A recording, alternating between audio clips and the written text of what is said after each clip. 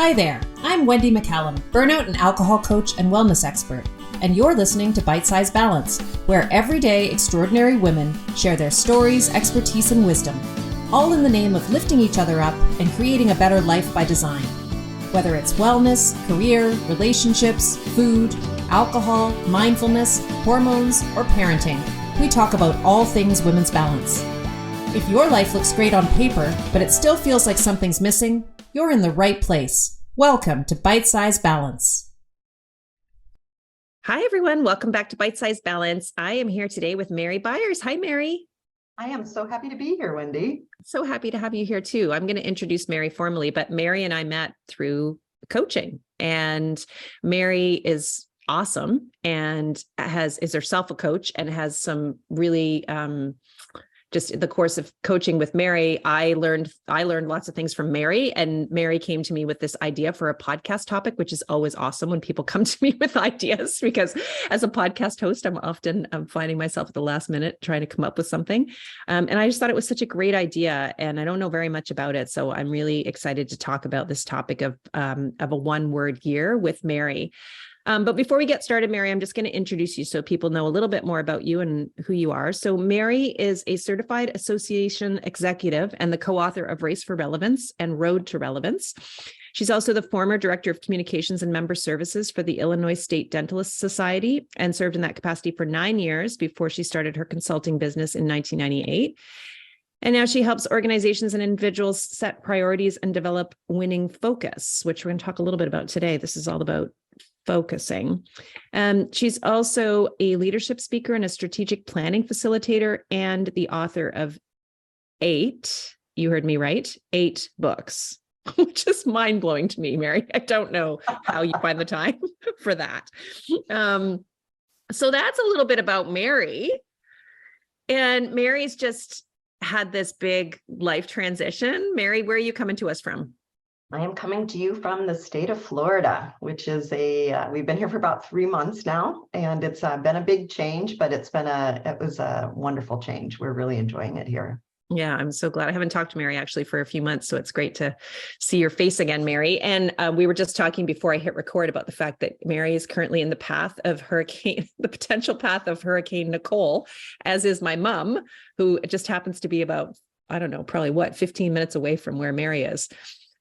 So fingers crossed, everything goes okay with Hurricane Nicole today. It's been on my mind all day, Mary. I'm just like checking the storm watch. It's such a weird thing to be. I mean, we get the hurricanes here too. Obviously, we just had one. But it's weird when somebody you love is so far away and it's such a great example of how actually we have no control over anything. That is an understatement. But the knowledge that we have going into things like this now and the tracking capabilities they have are really pretty amazing.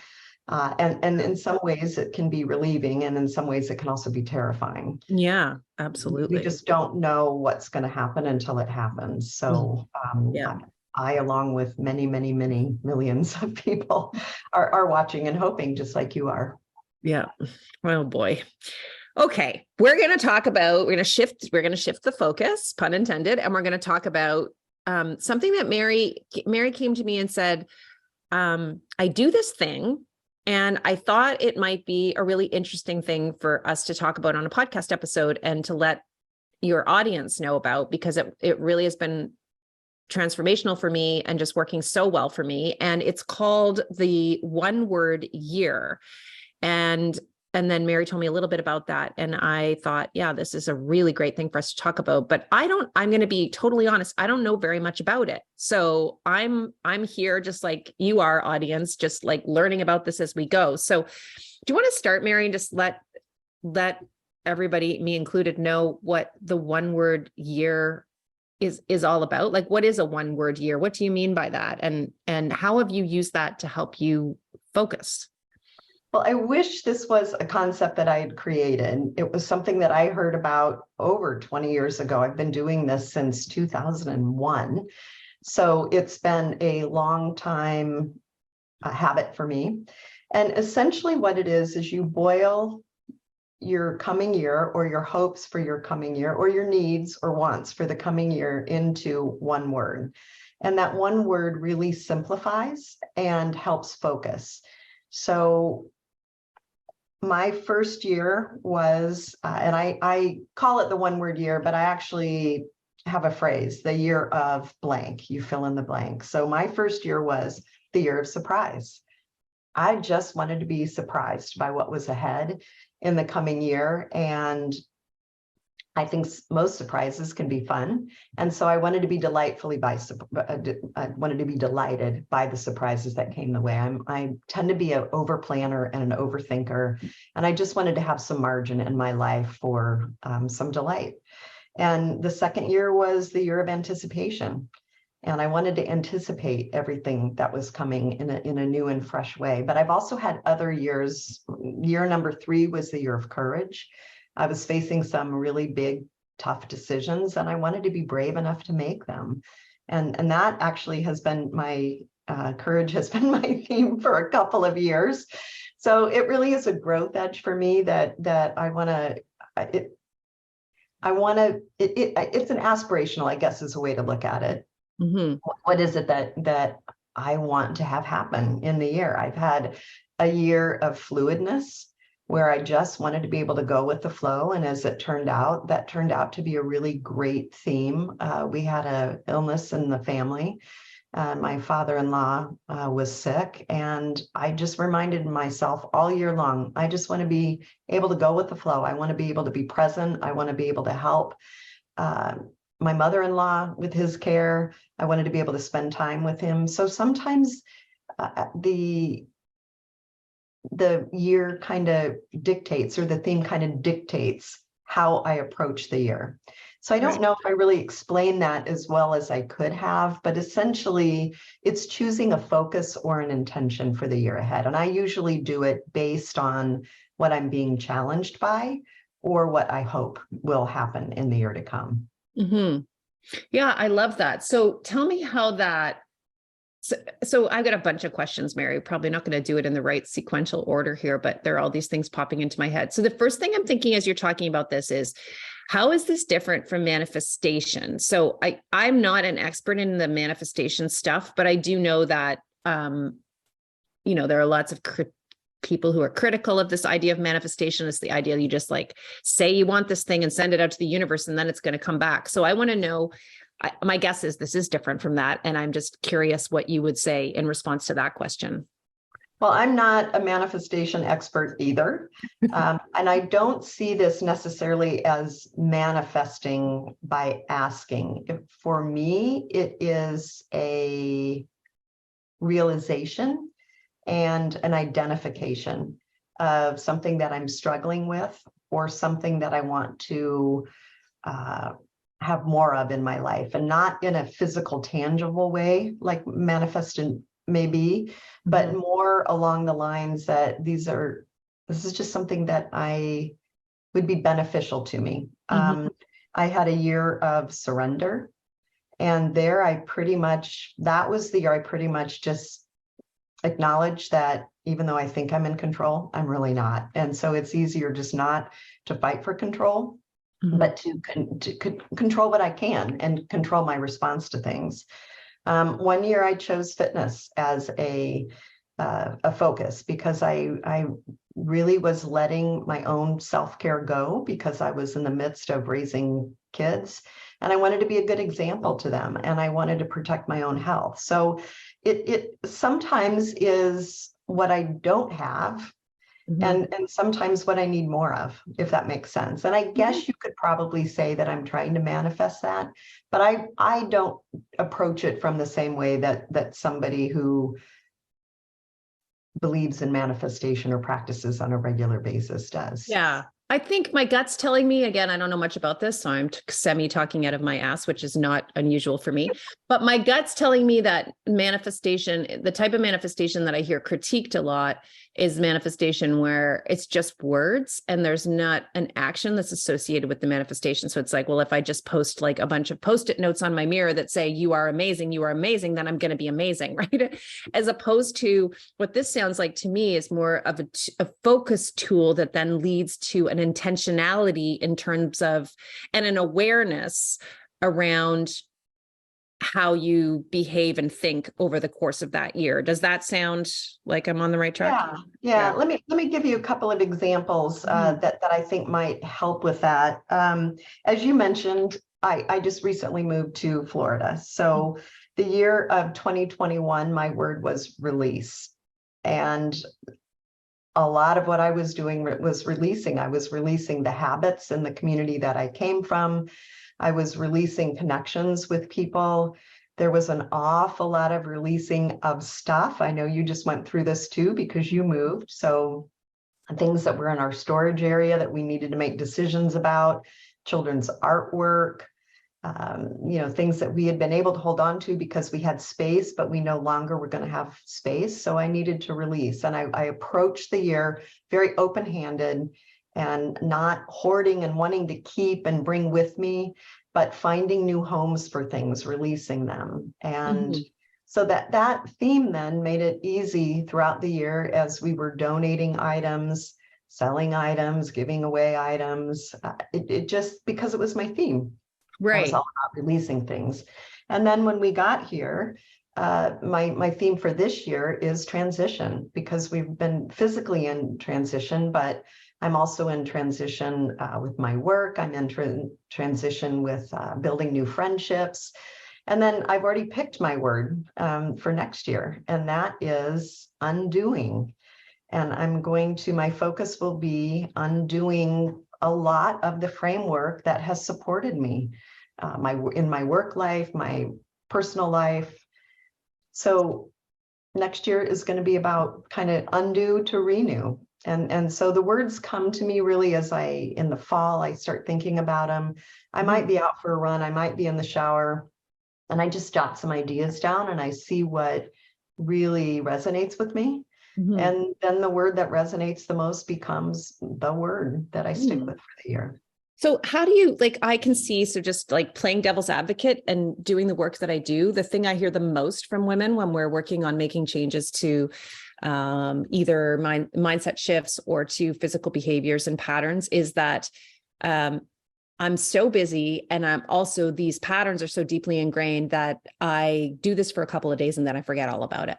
So how do you take this? I mean, this is a long time to have a word as your focus for a full year. So how do you make this work? I mean, obviously it's working for you. You've done it for over 20 years now. So how do you make that work where you keep it in a place where it actually is having a positive impact and influencing you and keeping you in alignment with whatever that intention is that you have for the year? Well, I think it actually simplifies life in some ways to narrow it down just to one theme or word, depending on how you want to look at it. I actually have the word written on my computer. And so when I'm at my desk, I'm seeing it on a regular basis. And for me, it's made things easier because rather than setting a list of a dozen goals or 10 things I want to do next year, I just know in the year of courage, everything that I did, I wanted to do it bravely. And so that was everything from having to have a difficult conversation with somebody, maybe making a tough work decision. I just wanted to show up and do it with courage. And that doesn't mean that I've abandoned the desire to be brave when that year is over. It just means that year I was going to focus on developing that part of myself. This year is a year of transition, where we will have transitioned by next year. So I'm ready to leave that word behind. And that doesn't mean that our transition isn't ongoing. It just means that next year I'm focused on undoing the things, the way that I've done things, what I've been doing, how much I've been doing of it. You and I have talked. I'm in transition with work and what I want work to look like going forward. And so that's going to be part of my rethinking next year. So I think it actually simplifies things. Yeah, I can totally see that. Like if we're talking about like the normal way that, not normal, but a typical way that somebody might approach the new year is to make a list of all the things they want to accomplish in that new year. So that in that year, which is and I think you and I maybe have talked about this, and I probably have talked about it on the podcast before, but I'll just refresh you and the audience as to what the heck it is I'm talking about here. But this idea, to me, this is really in alignment with the idea of setting a feeling-based goal as opposed to a behavioral-based goal, which, as a coach, one thing I know for sure, in the words of Oprah, is that when we set a goal based on behavior, so what we're going to accomplish, it's often extremely specific and measurable, which in some ways is helpful, but it's also often something that there's only one way to get there and succeed. So for example, if the goal is, I'm going to go to the gym 5 times a week, the only way to succeed with that goal is to go to the gym 5 times a week, right? As opposed to if the goal is, what did you say the word was for your year where you were doing the physical Fitness? It was the fitness? Yeah. If the goal is fitness, so if the intention is fitness and that's the focus word for the year, and the goal is, I want to feel fit, I want to feel well, I want to feel energized. There are so many different paths to that. And that allows for flexibility, which is the one thing that as humans, we never plan for that. And I'm always like, make a plan B and a plan C and a plan D and a plan E. Life's going to get lifey. So I like this idea, and I can totally see how that would simplify things down to just have the one word. I also think it's probably easier you're probably less likely to forget it because it's only the one word, right? Yeah. Like that, what I was just talking about, as I was thinking about it, as you were talking, I was thinking it's probably not the same as when someone's working on, a more complicated instruction around a habit change or a thought change. Just the simplicity of that one word. It's something, it's like, well, once you know it, I mean, it's pretty hard to forget. Like I know what your word is for next year. It's undoing. I'm not going to forget that. It's not even my word, but it's just one word, right? You can make it your word. No, it's so interesting. You know what? I already have a word, and it was not in this framework at all. And to be perfectly honest, I am not the kind of person who normally would go for this. I'm just going to be honest. Like, I'm not a person who has, I've never really bought into the whole like intention thing and all. It's just never been part of my framework as a human. But this year, and this word didn't come about this way either. It just came about. But now I'm thinking, well, that's probably a pretty great word if I'm going to experiment with this focus word, which I think I will next year, because I feel pretty confident you're going to convince me it's a great thing to try by the end of this podcast. I think the word would be agency. And that word really came to me through the transition that I've been in myself this year, which you know about, which is that I've gone, from a busy full house with 2 teenagers to an empty nest situation where both of my kids have left, and I've moved into a smaller place downtown. So we've transitioned from more rural kind of suburban living to a more urban home. And it's much smaller, and it's just me and my husband. And for a long time, I was caught up in the grief of their leaving and all of the change and all of the hard stuff, the hard parts of the change. And then I moved into what I think everyone naturally moves into, or I hope you do. It's possible for you. If you're feeling like it's not possible, it is possible. I moved into a place where I really started to focus in on like what the good stuff was. So what the positives were in this for me and what was available to me now in this transition, which was going to happen. Like it was always going to happen. I had no control over it. It was going to happen. It is the way it is. So what is it in this that's actually benefiting me? What's new in it for me? What's possible for me that wasn't possible for me before? And I was writing about this, and I just kept, the word agency just kept coming into my thought. I have agency again. It's very different. I did not have agency for it didn't feel like I had agency for the last 20 years or so when I had kids. Now it feels like I'm back in that place that I was before I got married, before I had kids, before I, had all of these responsibilities and obligations. I feel like I have some freedom, but it's more than freedom. It's personal agency. I actually can now decide everything for myself. And it's not that I won't take into account the interests of other people that I love and care about and that my decisions might affect, but it's that I'm actually, if I decide I want to do something, I can make it happen. And I have not felt that agency since before I had my kids. So that's my word. And that's why. What do you think of that word? I love that word. And I love how the word found you. Mm-hmm.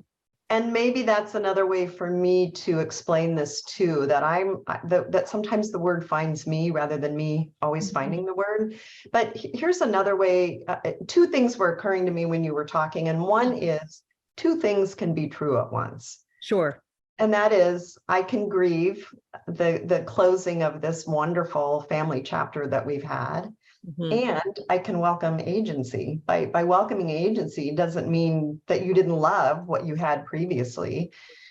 So two things can be true at once. The way this has helped me is when I've had tough choices to make, or when I've had decisions to make and I feel stuck, I just ask myself, if I was surrendering, what would that look like? Or if I was choosing fitness, what would that look like? One year I picked the year of bigness because I just felt like I was really playing small and I was making small, safe decisions. And so for that year, I just asked myself repeatedly, if I was going to be a big thinker, or if I was going to dream big, or if I was going to make a big choice, what would that look like? So in addition to being a kind of a simple focusing word, it's also, as coaches, we're big on questions. And it's a way for me to question myself, maybe, and coach myself. And I didn't really realize it until we're talking now. Yeah. Like all year long, just using that word to ask myself, what does undoing look like? If I wanted to be undoing my professional life, what would I need to undo? What would I need to tear down first? What would I need to change? What would I need to renew or refresh or recalibrate? And so it kind of leads to a cascade of different questions. And I think it's a way to self-coach, actually. Yeah, it keeps you curious. I really like that idea as I'm thinking through like this agency thing and what that would look like if I use that as a word and what questions that would lead to. And I think the thing that I don't want to have happen is I don't want to forget that I have agency and start making decisions based on the needs of other people. So I want, this is really what agency means to me. It's like, I'm finally separate from these people whose needs were my primary concern for 20 years. I was taking care of everyone else. And we've talked a lot about that on this podcast, and you and I have talked about this. So I'm out of that place where I am primarily in a nurturing position where I'm taking care of other people. And I don't want to take that for granted is the wrong word. I don't want to miss this opportunity. I want to make sure that the decisions that I make are decisions where I am actually remembering that I have agency and that I can make the decisions that serve me. And so I think for me, using that word as a focus word for next year would have me asking questions like, what am I possible? What does my agency make possible? What's different about years past this year? What opportunities are here? And I love your question always about how is this serving me? And, am I experiencing joy here? Does this give me joy? I think those are tied in and can be tied into agency too, because your agency can lead to those other things. Yeah. Well, I'm not making any decisions that don't have the potential end result of either joy or is something that serves me. And that's something that I envy you, because those are two things that I'm still learning. And so maybe joy will be a term in the future.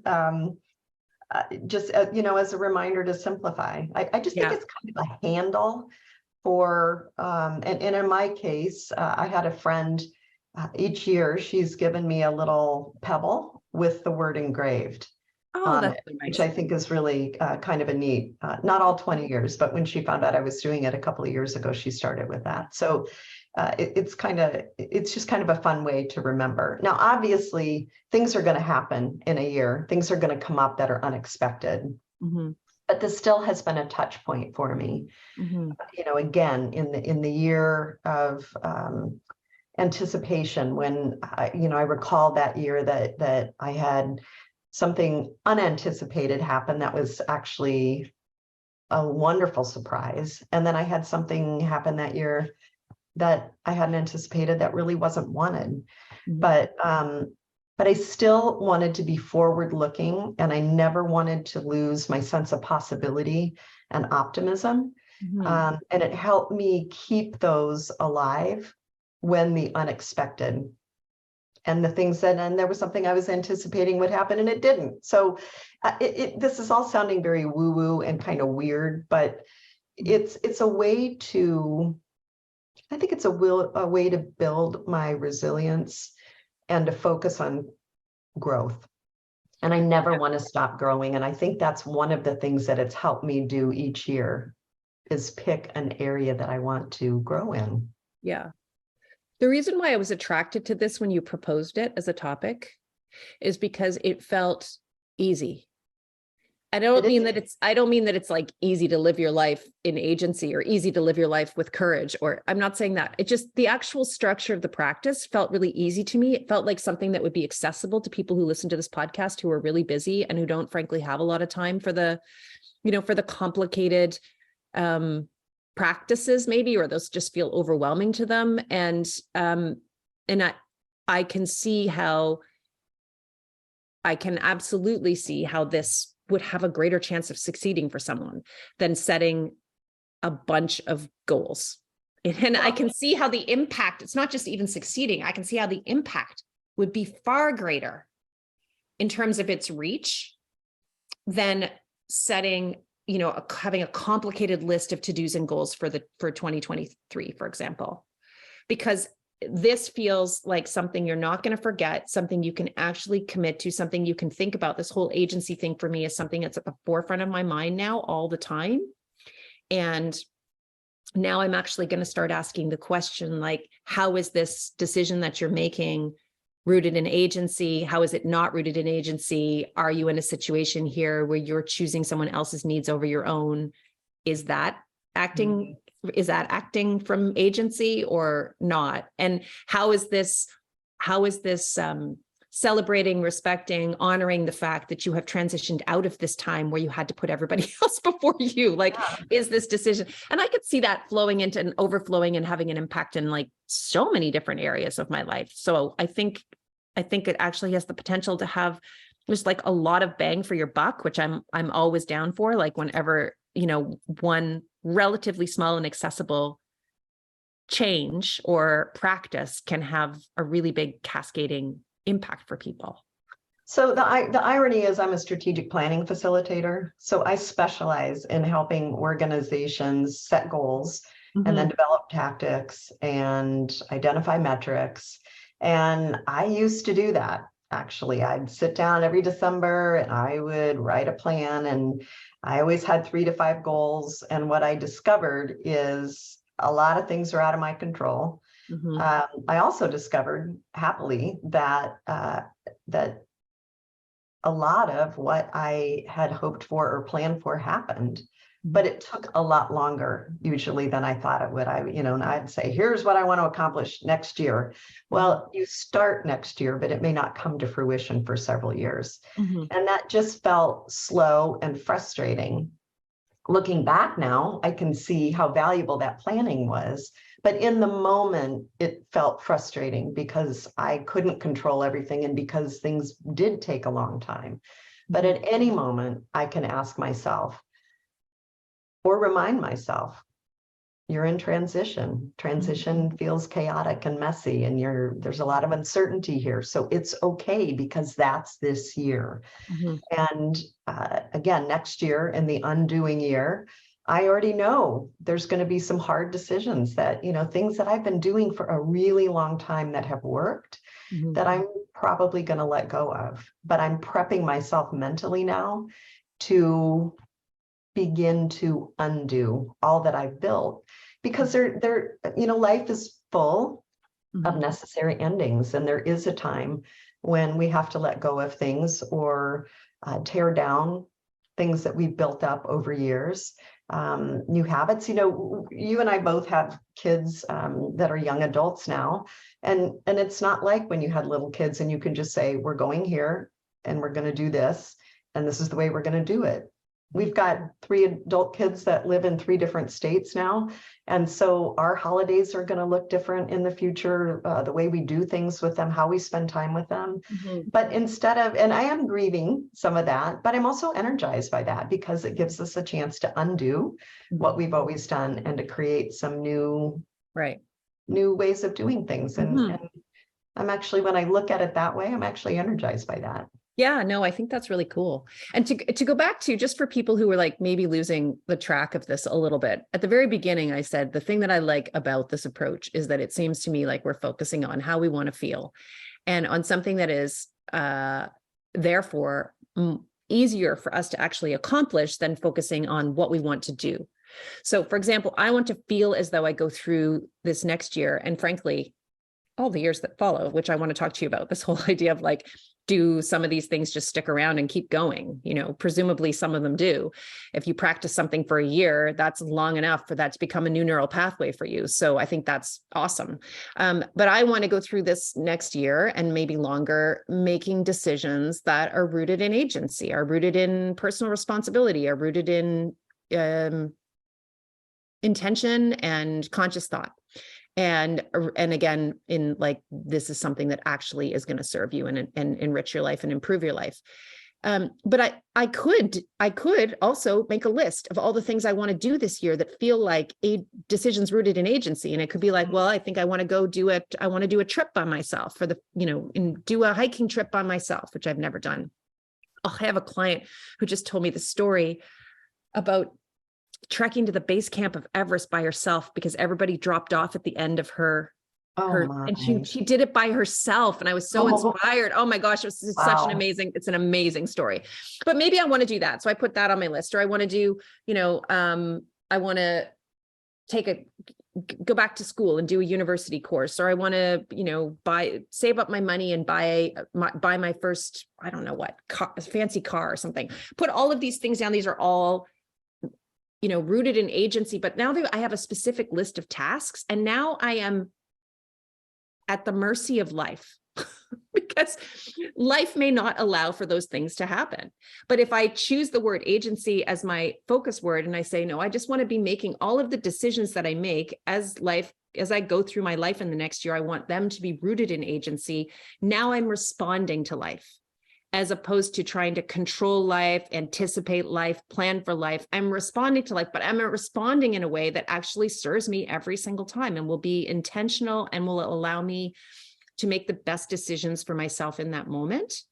So that's really the difference. Does that make sense to you, Mary? Because it does. And I don't think they're mutually exclusive. If you pick a word, it doesn't mean that you can't make a list of things that you would like to have happen next year. Of course. Set goals. Yeah. I mean, there certainly have been years when I've used both in tandem. What I would say is that these words have helped with a foundation so that no matter what I have on my list, I mean, before I wrote my first book, that was one of my goals for the year. And that coincided with the year of bigness because I wasn't thinking big enough. And I honestly didn't know if I had what it took, A, to write a book, and then B, to get an agent, and C, to actually sell it to a publisher.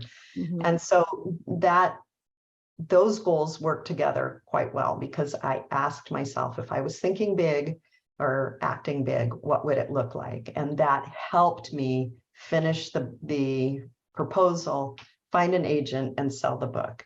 But I also knew prior to doing that I was a victim of small thinking. I didn't let myself think big because I didn't want to be disappointed. But if you decide that you want to write a book and you hope to get published, that's a pretty big, like, to put that out there is a pretty big dream. And to share it with other people felt really big and uncomfortable. I tend to be a little bit more private because then if I don't tell anybody, then I won't be disappointed and they won't be asking, have you sold your book yet? And I won't have to say no. I was very private about all that. But that word helped me think big, act big, and it led eventually, but not in that particular year. So the goal was written in that year. It didn't happen in that year, but the habit and the foundation that I developed through the word and many of the other words, courage, Fluidness, refinement, surrender, all those words I think helped. And you're right, the feelings-based goal, and this is something that I learned from you, and it's such a profound truth, Wendy, that if you just set yourself up for greater success, if you are asking, how do I want to feel? Or doing a feeling-based goal rather than a behavioral goal. And for somebody like me, who has focused so much on did the goal get done or not, versus how do I want to feel after I'm through this process, that's really been transformative to me. And I have you to thank for that. Yeah, well, it's not mine. Like nothing is ours. It always comes from someone else or somewhere else. But I do think it's a really great shift in perspective around goal setting. And I think this fits in just so perfectly with that, because, life can serve up whatever it serves up to me next year. But if I remind myself the fact that however I respond to that, I want to make sure that I'm responding with agency, then I'm going to meet that goal. I'm going to feel successful and I'm going to feel good, which is great. But of course, yes, make some specific goals too. But in terms of an overriding goal, I love this idea of a focus word. Have you ever ditched a word? Like, have you ever started with the word in one year and then replaced it with something else, or just thought that's not the right word? I've had a couple of years where I didn't pick a word. So I've been doing this since 2001, and I was religious about it for the first decade. And then I found a page where I had written all the words down, and there were a couple of years missing there. And I think there was just so much going on. And, there were some bumpy years in there where I was maybe not as optimistic and feeling a little cranky and just chose not to do it. I can't remember a time where I've ditched a word, but I can tell you that some years were better than others. In 2009, I picked two, actually. It was the year of physical and emotional health. And that's closely related to fitness, but I recognized that fitness was more than just the physical aspect of it, that there was an emotional aspect of it as well. That didn't work quite as well for me. And I think I just wasn't ready. I wasn't ready to tackle some of the, just some of the challenges. I've since embraced therapy and coaching, and I found them both very helpful. I use both tools on a regular basis, but I think that was a year or a word before its time. Yeah. So it's really possible that could show up again in the future. But I also know that I've done enough work now since then, that the need that I felt for emotional health back then isn't the same as it is now, because I just feel more settled and balanced than I did then. Mm-hmm. Yeah, that's interesting. I guess you really do have to have a think about when you're settling in on the word. As this is another thing I talk about a lot, is this idea of like setting yourself up for success and making sure that you can actually see the bullseye target if you want to hit the bullseye. So not standing too far away from it, making sure that that goal is actually something that feels like challenging, but also doable for you. Practically speaking, I never want to set anyone up for failure. And so having a think around that, agency, for example, would not have been a word that would have been very helpful to me 5 years ago. And maybe not even 2 years ago. Maybe not, but definitely in a very different place now. It feels like the right word. It feels possible to me for the first time since I was 29. Yeah. Which is kind of cool. Yeah. And I think, if this doesn't resonate with your listeners, if this whole idea just seems a little outrageous or a little too touchy-feely, then I think the takeaway is just the power of questions and asking your self-coaching around the questions. How would I behave if I wanted to be courageous? How would I behave if I really wanted this? How might I be holding myself back in this particular case? So I think for me, the word is simply a reminder and a jumping off point. I don't think it's the word that's so important, though. I think it's the ability to self-coach and the ability to identify what we really value. Yeah, it feels like an anchor for intention for people. So I think one of the things we do is we just drift away from these things and we get caught up in other stuff. But just having this one word as a bit of an anchoring tool, a place to come back to, like you said, a place to jump off from, is a really great way to look at it. I think it's a great idea. This is resonating with me way more than any of the other things I've heard about, goal setting, intention setting, all of that stuff. It really makes sense to me, and I'm going to give it a go and see how it works for me this year. We're recording this podcast in November. It'll probably air in December sometime, as I would like it to come out before the new year. So if people are listening to this podcast and they are thinking, well, might be kind of a cool, again, guys, it's an experiment. Yes. This isn't a commitment for the rest of your life. Like, if you're at all curious, or this is like piquing your interest and you're thinking maybe this would work for me, give it a try. Just think of it as an experiment. Try it for 1 year. And if it's really helpful and effective, great, do it again next year. If it's not, you don't need to do it again. Yeah. So I would encourage you to try it, because I think it's a really neat idea, and I'm going to try it around this agency piece, and I'll come back and talk about it on future episodes, probably with Sarah, who I like to banter and share every intimate detail of my life with, but I'll talk to her about this agency piece. And I encourage you to give it a try. What's the first, second, third step kind of thing? Like, how do people actually make this happen? So if someone's listening to this in December and they're thinking, yeah, I want to set a word for 2023, how do they set the word? What do they do next? How do they make sure that they stay connected to it? So I set aside time usually for me in December. I actually set my word a little bit early this year, but in December, I usually take a half of a day and I sit quietly, I journal, I read, and I just jot down the things that are in my mind. Like, what am I feeling challenged by? What am I most looking forward to? Where do I feel like I'm lacking? If I wanted to grow somewhere, what would I like to have? And this is where it does seem a little bit like manifestation, but we're really talking about personal growth, not necessarily things. Mm-hmm. And then as I work through that, as I'm journaling and just sitting quietly with that, usually a word will emerge. And it's very possible you had a word already, that word came to you. It's a word that you've been thinking a lot about. And so it's really possible that your listeners will find that will happen too. Maybe they know. Maybe they know they want to be a little bit braver. Maybe they know they want to be more certain. 1 year, my phrase was actually more than one word, but I chose to dance with uncertainty, because I just realized that we all are dancing with uncertainty every single day. We just don't recognize it or name it or acknowledge it. Mm-hmm. And so I loved that, because when I had some opportunities that year and that I was uncertain about how they would work, I embraced them, because that was my word.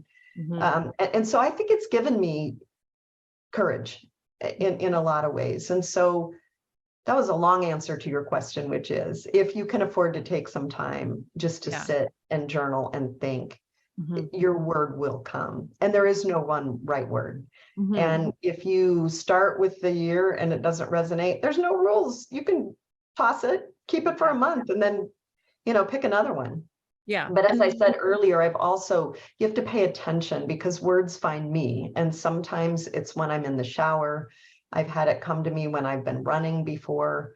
Mm-hmm. And I am a regular journaler, and a lot of times words will just pop up and I jot them down when they do. Mm-hmm. And then, at the end of the year, when it's time to set a word, then I have a list to go back and look through. Mm-hmm. I bet another way to maybe do this, if you're struggling with it, if it doesn't come to you, you're not a journaler, or you don't have the half a day, or you're just feeling stuck, but you want to do this would be, I wonder what you think about this. I often say that, if we look at the people who exemplify the people we admire, mm-hmm. we look at them and we say, okay, what is it about that person that I think is so cool? How is it, how is that person different from me? How do they show up that in a way I don't show up? I bet you could get some clues from that too, in terms of what your word might be. Interesting. Because I think envy that we have is often just pointing to something that we that that's a desire. It can actually be a really great clue and give us some clarity as to what's missing in our lives and what we need more of. So that might be an option too for people. Yeah. And so then in terms of keeping it at the forefront of your mind, you said you have it on your computer. I'm a big fan of Post-it notes, as everybody knows on this podcast. So put it on Post-it notes and stick it all around the place. And Etsy is a great, you can do Etsy very inexpensively. You can order like just a small little wood board with your word on it. Like I said, I have a friend who's given me pebbles with the word engraved on it. So there's crafty, beautiful, lovely ways to have your word available. I did this with my daughter for a couple of years. And for Christmas, I just got her, I went to Etsy and I got her word on a little, little piece of wood, but it was done beautifully. And she kept it over her doorway I love that. her room. And then when she would leave, she would see her word every day. So I love the idea of doing this as a family thing, Mary, that you just kind of twigged that for me. It's Christmas. It's, we all have different things that we do as traditions over the holidays with our families. I love the idea of having a conversation around especially, my kids are a little older, so I think it would work really well for them as young adults, especially their first year in university. Think about, there's so many overwhelming emotions and feelings, and this might be a great way to help them focus on really what they need. And for me, it was always like, what do I need to meet the moment over the upcoming year? Like knowing what I know that is going on, what I'm going to be challenged by, what's going to be happening. What is it that I need to meet the needs? And it would be, that would just be a fascinating conversation, because I bet you would hear two different things from your kids and for different reasons. Excuse me. Absolutely. I'd hear very different things from my kids. I feel confident of that. And then once you've got those reminders in place, whatever those are, it's just a matter of, I would say, I'm guessing on this is what I would say. This won't surprise you, Mary. Staying in self-compassion around it, recognizing you're going to forget about it sometimes. And you probably are going to make decisions sometimes that aren't actually rooted in agency, if you're me. But those are opportunities to learn. And as long as you're staying aware and mindful and you're in self-compassion around it, you can grow from there, which is the point, really. Yeah. And I guess I see it as a tool. It's simply a tool. It's not to make you feel guilty. It's not to bind you. It really is to simplify, and it's to help focus. And we know that what we focus on expands. And so I think by choosing a focus word, knowing that's going to expand, that's where I'm putting my emphasis. And again, I think it really goes back to the self-coaching, asking yourself, am I behaving bravely? Am I making decisions? The year of fitness, I did a much better job getting out walking on a regular basis, paying attention to what I ate, not in a punitive way. Didn't have to get to the gym 5 days a week. I just wanted to make healthier decisions. And to be honest, I could use that probably as a word next year and the year after that. Because I've gotten a little bit lazy, but when it was my focus, it was just really easy for me to ask, is this serving my overall health or not? And it simplifies and clarifies. That's what I like. I think it also probably, for the women listening to this podcast, many of whom are feeling some overwhelm. Most of the women listening to this podcast are really busy. A lot of them are working and or also raising kids. Many of them are also taking care of aging parents. So there are a lot of fellow sandwichers in the audience. I think that this actually might be a really great tool around minimizing overwhelm and reducing burnout, because the more things we have on our to-do list, the quicker we get overwhelmed, and it just contributes to stress. And that's why I think that's really at the core of why I love this so much, is because it just simplifies things, and it takes you out of that place of limitless, never-ending to-do list, and more to like, I'm going to go through my day and I'm going to do the things I need to do, but I'm going to make decisions with intention. And it's going to be rooted in this particular word that I think serves me overall. So I hope it will help people who are feeling overwhelmed to just pick the one word. I think we're really hard on ourselves. And I think this is a way to uplift and encourage ourselves, and it can be a touchstone for us. And I'll give you an example of how this helped me. And I know you went through the death of your father as well, too. The year that my dad was dying, I picked and again, it was 2 words, so I cheated a little bit, but it was finish well. I wanted to finish well with my dad. Mm-hmm. And that helped me make many, many decisions that would have otherwise been really hard. I was at a conference. He had taken a turn for the worse. I felt like I needed to stay at the conference. But when I went back to my hotel room, I asked myself, if I was going to finish well with my dad, what decision would I make? Mm-hmm. And I booked a flight out the very next morning and was able to get to him and spend time with him while he was still conscious. And then he passed 5 days later. And that finishing well and the intention and what does that look like and what decision would I make if I was serious about that, it turned what I thought was a hard decision into a rather easy one. And when I look back now, so grateful that I made the decision that I did, because it was the last time I saw him. But I think for me, this word and these intentions have been life-giving, and they have helped simplify my path. And so when I have faced a hard, and that doesn't mean I'm perfect. So, in the year when I asked, what decision would I make if I was thinking big?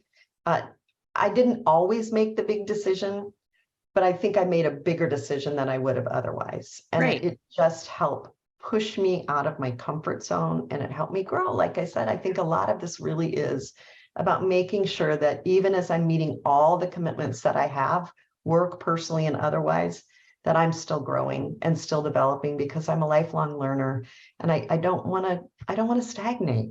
Yeah. Yeah. I think that's thank you for sharing that story. That's so beautiful. And I think it's worth the experiment. I'm totally in. I think it's great.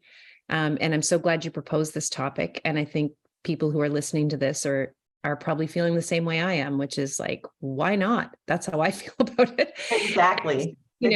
I can see that, in hindsight, as I reflect, I can see that I probably have been picking words in some years and not saying it, but when you're talking about your dad, I mean, everybody knows my story of gratitude with the year my dad was dying, and how that became that was my touchstone the entire year. I got to find the things I'm grateful for. I got to find them with him, and I got to find them in my life. And that led to me rediscovering what it felt like to feel joy, which was probably the word that followed the year after that. So, but I like the idea of like putting some structure around this and actually saying it out loud, even if it's just to yourself. So thank you so much for proposing this topic, Mary. It's been a complete delight, as I knew it would be, to talk to you about it. Well, I have enjoyed the opportunity to share it with you, and I hope that it is a habit and a process that will help many of your listeners. I've just, as you can tell, I've benefited from it personally. I'm energized by it. I think it's a great way to live. And I love the fact that you probably already had a word. It just didn't make it onto a Post-it note, but now it should. Yeah, it might even make it onto an Etsy poster or something now. Who knows? There you go. Any excuse to do some online shopping. I'm all over. Yeah, there we go. That's fun. I love that. Oh, no, that's great. Thank you, Mary. And if people want to find out more about you, Mary, where can they go? My website is marybyers.com. It's marybyers.com. You mentioned that I'm a coach. I don't do personal coaching. I do organizational coaching. So the work you and I do is a little bit different. Yeah. But I work in the areas of helping organizations remain relevant. I do strategic planning. And like I said, oddly enough, this kind of was an offshoot of the really rigorous strategic planning I do. I was looking for a less rigorous way to take advantage of that in my personal life. So it's been a delight to be with you, Wendy, and have a chance to talk about this. Okay, great. Well, I'll put your info in the show notes. And thank you again, Mary, for proposing this topic and for coming on to talk to me about it today. My pleasure. You've been listening to Bite Size Balance with your host, Wendy McCallum. As a burnout and balance coach, I help busy high achievers like you create a more balanced, joyful life. Ready to create a life you don't want to escape from? Download your free Blueprint for Change now. This incredible workbook includes some of my favorite coaching tools and will help you get clear on what you need more and less of in your life. Grab it at www.wendymccallum.com/blueprint. That's www.wendymccallum.com/blueprint.